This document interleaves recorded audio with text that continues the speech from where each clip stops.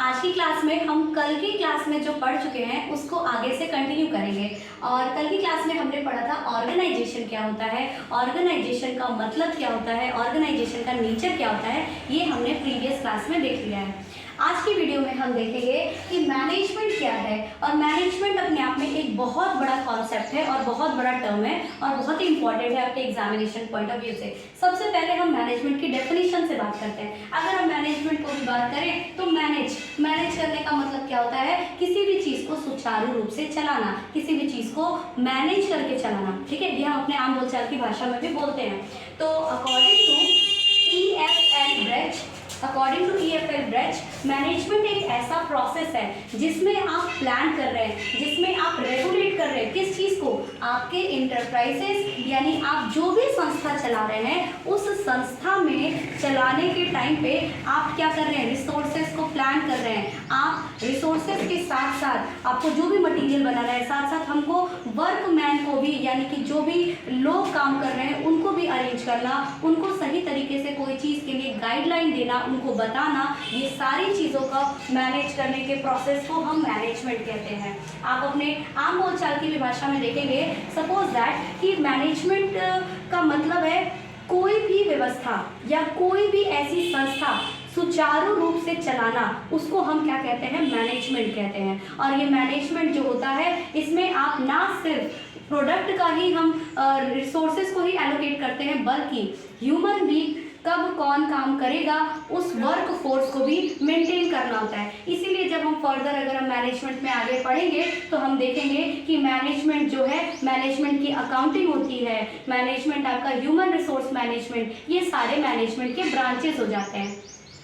क्यों किया जाता है ये ब्रांचेस को डिवाइड, ताकि जो आपका प्रोसेस है ना, मतलब आपने अपनी पावर को डिसेंट्रलाइज कर दिया, तो जब हम डिसेंट्रलाइज कर देते हैं तो वहाँ से आपका वर्कलोड कम हो जाता है। वर्कलोड कम होता है तो हम अपने मेन कोर फंक्शन पे फोकस कर पाते हैं और वहाँ से हमारी प्रोडक्टिविटी जो है वो बेहतर मिलती है। तो इसलिए मैनेजमेंट का या किसी भी ऑर्गेनाइजेशन का सक्सेसफुल होना टोटली डिपेंड करता है उसकी मैनेजमेंट पे। और यहाँ पर हम पढ़ रहे हैं बिजनेस ऑर्गेनाइजेशन, तो ऑर्गेनाइजेशन यानी कि संस्था, और वो संस्था तभी सुचारू रूप से चल पाएगी जब उस संस्था का एक प्रॉपर मैनेजमेंट होगा। और ये मैनेजमेंट जो है ये आपका प्लान करेगा, रेगुलेट करेगा।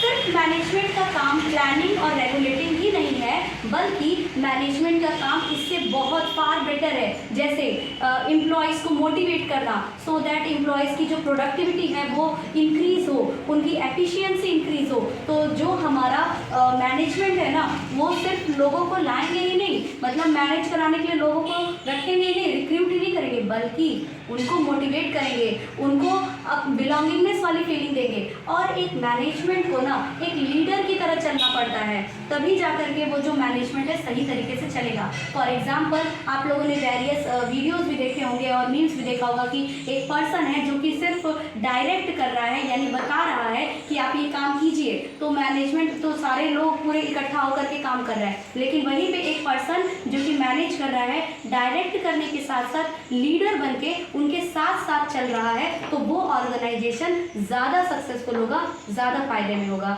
तो इसलिए मैनेजमेंट को और मैनेजर को हमेशा अपने एम्प्लॉयज़ के साथ सबऑर्डिनेट और सुपीरियर वाला रिलेशन नहीं, बल्कि एक फ्रेंड वाला रिलेशन और एक साथ लेकर के चलने वाला लीडर वाला रिलेशन होना चाहिए।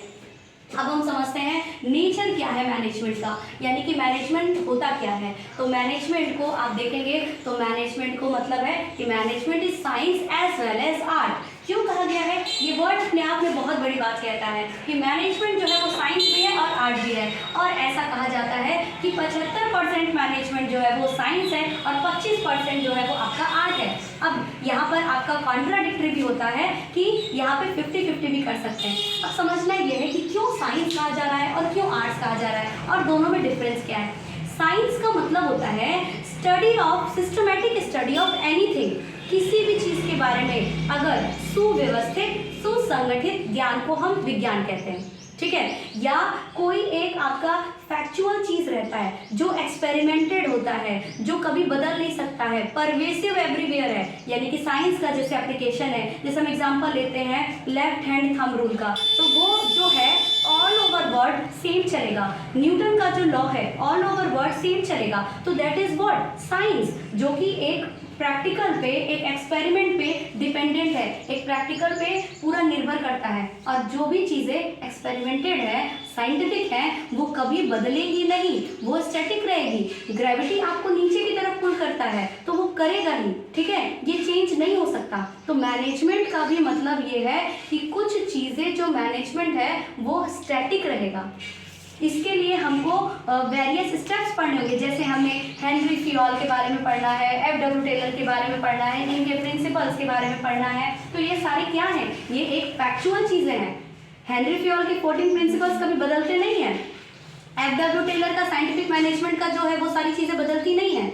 क्यों? क्योंकि ये साइंटिफिकली प्रूवन है और वो परवेसिव एवरीवेयर, हर जगह एप्लीकेबल है, ठीक है। बदलता क्या है, या कोई भी मैनेजमेंट हो, एक छोटे से लेकर के बड़े लेवल तक का मैनेजमेंट है, सबके लिए कुछ बेसिक प्रिंसिपल्स होते हैं, वो सेम होते हैं। बदलता कहाँ है, तो उनको इम्प्लाई करने की आर्ट यानी कि कला।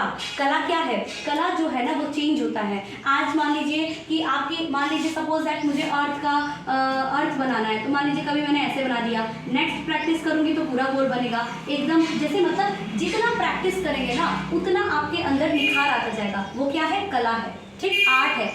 Teaching is also a art, ठीक, ये स्किल है। तो मैनेजमेंट भी क्या है, हम एक बेसिक प्रिंसिपल से शुरू किए और उसमें डिपेंड करता है कि कौन सा मैनेजमेंट कितना सक्सेसफुल होता है, ये उस मैनेजर के आर्ट पे डिपेंड करता है। इसीलिए मैनेजमेंट को art as well as science कहा जाता है।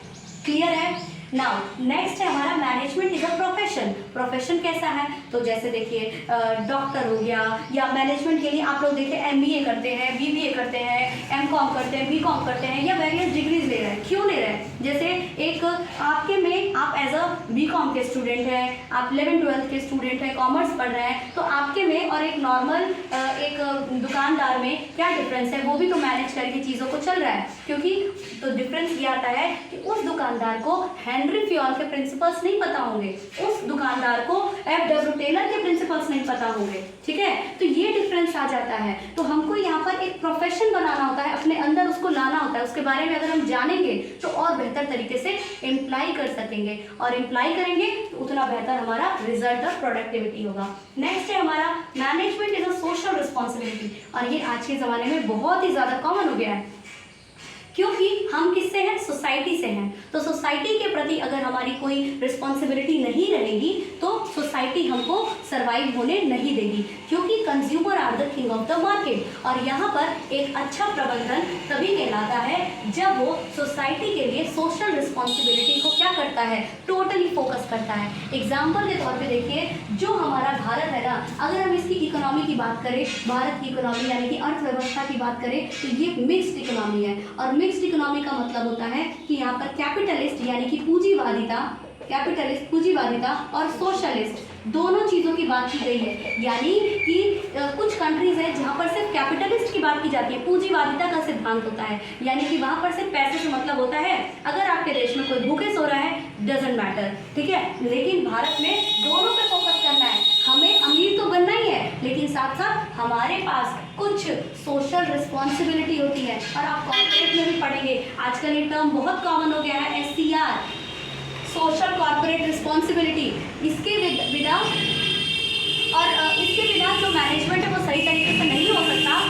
साथ ही साथ गांधी जी ने भी कहा है कि मतलब बिजनेस विदाउट सोशल रिस्पॉन्सिबिलिटी या बिजनेस विदाउट मॉरलिटी जो है वो एग्जिस्ट नहीं करती है। तो आपको सोसाइटी के लिए रिस्पॉन्सिबल होना होगा। जैसे आप ऐसे समझिए कि जब प्लास्टिक बना था ना, जब बनाया गया था प्लास्टिक को 1960s में, तो प्लास्टिक को बनाने वाले को ना नोबेल प्राइज मिला था। क्यों? क्योंकि उस समय के लिए प्लास्टिक एक बहुत बड़ा मतलब वरदान था, लेकिन लॉन्ग टर्म का उन्होंने नहीं सोचा और दुनिया ने भी उनको नोबेल प्राइज मतलब के लिए दिया, उनको नोबेल प्राइज मिला। जबकि आज के टाइम पे देखिए तो हर जगह प्लास्टिक प्लास्टिक बैन करना है, क्योंकि प्लास्टिक का नेचर और इन्वायरमेंट के लिए बहुत ही ज़्यादा डिग्रेडेट कर रहा है, वो बहुत ही ज़्यादा नेगेटिव इम्पैक्ट है। तो वहाँ पर क्या था, कहीं ना कहीं प्लास्टिक बनाने वाली कंपनी जो है अपनी सोशल रिस्पॉन्सिबिलिटीज़ को छोड़ दे रही है और उससे क्या हो रहा है, सोसाइटी को हार्म पहुँच रहा है। तो इसीलिए इसके अगेंस्ट भी एक स्टेप हमको लेना होगा। तो मैनेजमेंट को क्या करना होगा, मैनेजमेंट कोई भी काम करे एक सोशल रिस्पॉन्सिबिलिटी के साथ काम करे,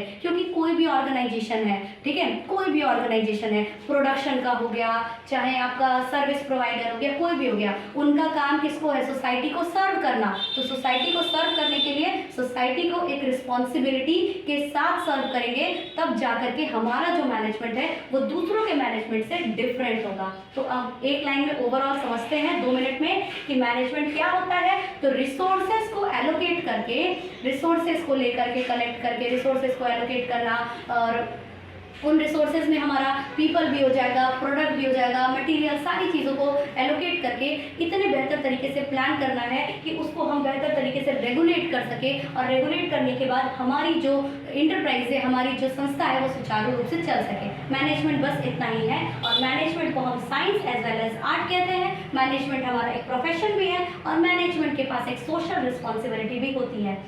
नेक्स्ट वीडियो में हम एडमिनिस्ट्रेशन के बारे में देखेंगे और